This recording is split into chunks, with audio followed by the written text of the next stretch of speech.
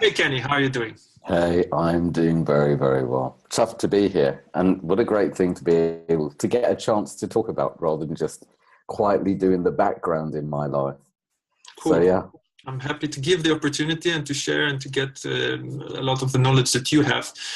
And so first of all, for people who don't know you, can you just share quickly who you are, what you do in yeah. this life? So, my name's Kenny Mammarella-D'Cruz. And I've got another name, I guess. People call me the Man Whisperer since Newsweek wrote a chapter in a book about men's groups or about my men's group. So, they read the chapter and they called me the Man Whisperer. So, it stuck. I run men's groups. I've been doing it for about, I don't know, almost 15 years now, I think. And then 5 years previous, when I lived in Sydney, I ran mixed groups, quite large groups over there. But I came back to the UK after being away for 5 years. I lived in various countries and I traveled. And I came back and my closest friends had changed. And it was quite heartbreaking for me because I was really looking forward to hanging out and being us again. Meanwhile, they were alcoholics and sex addicts and love addicts and drug addicts and money addicts and workaholics. And it's like, where's the depth to meet anyone? So, cut a long story short, I got about, I think it was about 18 of us in my big front room in Marswell Hill all that time ago. And I basically said to everyone, look, I need to meet at some depth. Fine, we can go out partying and stuff, but I need to meet at some depth. I don't know what a men's group is. I've never been to one, but we're starting one. And if you're in, that's cool. If you can't meet me at this depth, then I'm not sure we've got anything to do. Then you're chucked, basically. So that's how it all started. And it was great. Some of the men still come to groups from that first one in my lounge. And it was pretty much my friends. And then people got to tell people and people got to know and people started coming or asking if they could come, total strangers and stuff. So I thought, I guess I should take this seriously because blokes want it and have nowhere to go, to be real. And for me, what I noticed was happening was people could be who they really are here rather than acting like some idiot or second guessing this is how I should be to be popular or this is what other people want me to be. So people got to know who we really are. We all got to experiment with who we really are and we all got to let go of who we no longer need to be. And it was just, there was a lot of depth. It was great fun. It still is great fun. And man, it's life-changing. And there's some really, really excellent blokes. And I would rather learn from everyone else's mistake and other people learn from my mistakes and learn from other people's successes, etc., than have to fall down every hole and crawl out myself. So together we're great.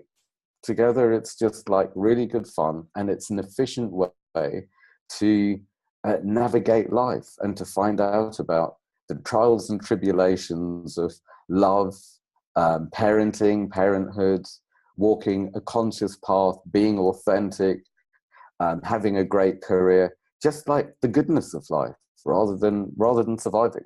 So I guess for the theme of my work, whether it's one-on-one or men's groups, is going from surviving and being unconscious to truly living and being conscious. And that's a lot more vulnerable.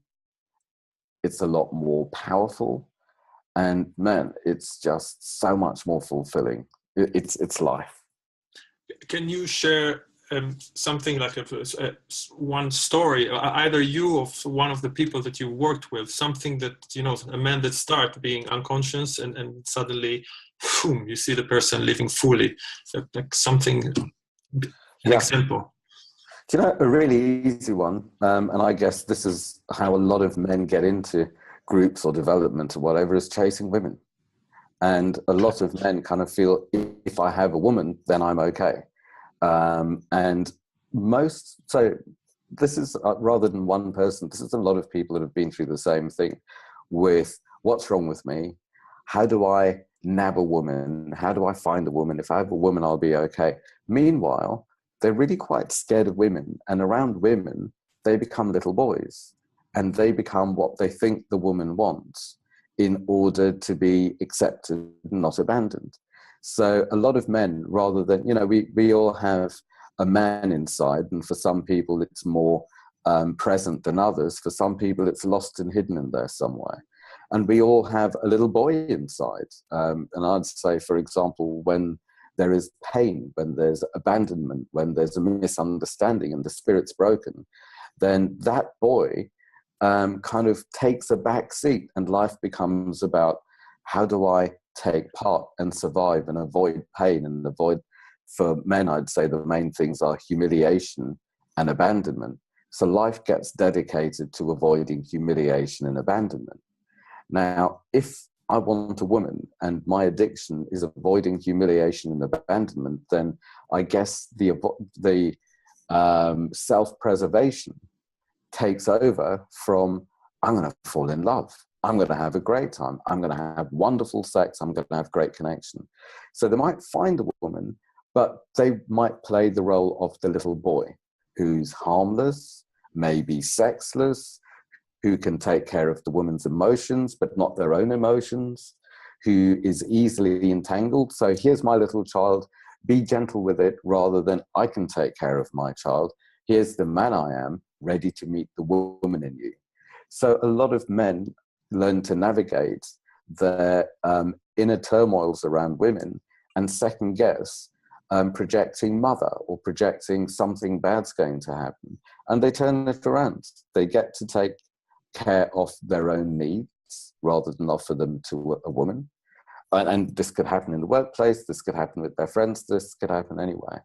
And they get to show up and experiment with the man that they are and attract good women and then move forward together. Now, not that easy if, with a lot of men, they haven't had a role model, a good male role model. Not that easy if their role models are from another time, another place, another country, another situation. So how are they supposed to know how? This is where I guess we learn from each other, plus we experiment in the group, and people kind of feel, well, actually, that's more me than the game I've been playing, trying to make everyone like me and be harmless. So they test it out. It's like they test things out and get feedback in the groups, and then they take it out into the world. And we've got ground rules from confidentiality and owning what they say, I statements and all of that. And the 10th ground rule is play big enough to fuck up, basically. Play big enough to find the boundaries and to get some feedback saying, well, that doesn't work, rather than playing small, getting it right, not touching the sides and nothing ever happening. So it does basically turn boys into men. And so many men who want women for the wrong reasons, or they're just desperate to have sex for some reason. And then they'll kind of have cheap, nasty porn sex. And that's got nothing to do with sex. That's porn.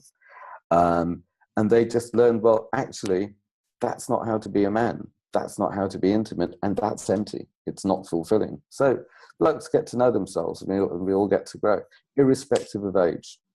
For me, it's all about the stage that men are at, irrespective of whether they're in their late teens or their 80s. And I do get blokes from their teens to, I think, 80-something, the oldest so far. And it's a great cross-section, but it's nothing to do with age. It's everything to do with stage. Brilliant. You answered all my questions, basically. No, that was absolutely brilliant, because you really covered everything. You know, it's like, it's true. You know, it's not about age. It's not about a profession. It's not about where you're coming from. It's about being open. It's about this beautiful story that you say, here I am. I want depth in my life. Do you want to join me? Yes, great. No, fine. But I am there. And the people that are willing to come there and to go into these places, there is growth. There is growth. And you see it for me, what I've seen is like, you know, somebody, suddenly one person, there is a big growth in one person, but that constantly pushes the other people. And there is constant growth, constant love and challenge. I will challenge you to be the best version of yourself. And I expect you to do the same for me. And I think... And a lot of fun. There's so much fun. So last night I had a meeting. There are 6 of us. This is the second trip to Morocco. there are 6 of us going to Morocco. It was self-organized by one of the closed groups. So I run open groups, I run closed groups, which are the same men for 6 months, once a month, and people usually renew, and online groups. So one of the closed groups self-organized a trip to Morocco. This is our 2nd trip. And then from the 3rd trip on, we're going to invite people. And it's going to be not just an adventure, but real going in and getting to know ourselves as individuals and within the collective. And my God, did it start last night. The trip really started. And one of the rounds that we did to start things up was for everyone to self-acknowledge how they've contributed so far. And that was difficult for a lot of men because they couldn't say, I have done this, I have contributed this. There were all sorts of apologies, or there were all sorts, well, I did because I wanted to, or someone, you know. So it was big for them to stand or sit in their power and name their worth and name their contribution. And then there were 1 or 2 who were scared or lost or distracted and don't know how to be with other blokes. And I got that one guy in particular to name that his contribution was abandonment, fear, acting like a lost boy, and, you know, all the so-called negative stuff. And to be clear that he's holding that space for all of us. And then 1 or 2 other guys said, well, I used to be like that, doesn't serve me anymore. That's not actually welcome here because it's not a great contribution, but it's welcome if it's something that you wish to turn around because it's not safe for us to be carrying this and we're not going to be your daddy.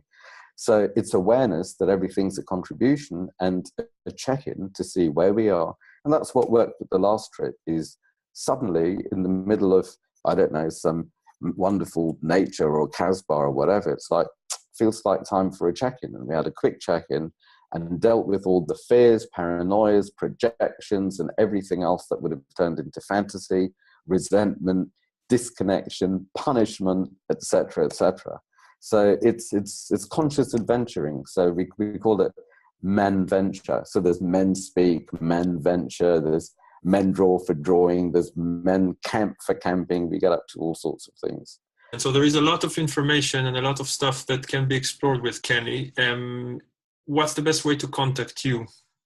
So the website's themanwhisperer.co.uk. The men's group specific website for the online groups and the physical groups is mensgroups.co.uk. And then I've got a newsletter. You can sign up to the newsletter via the website. And I do Q&A videos and stuff like that. Massive thank you. Same.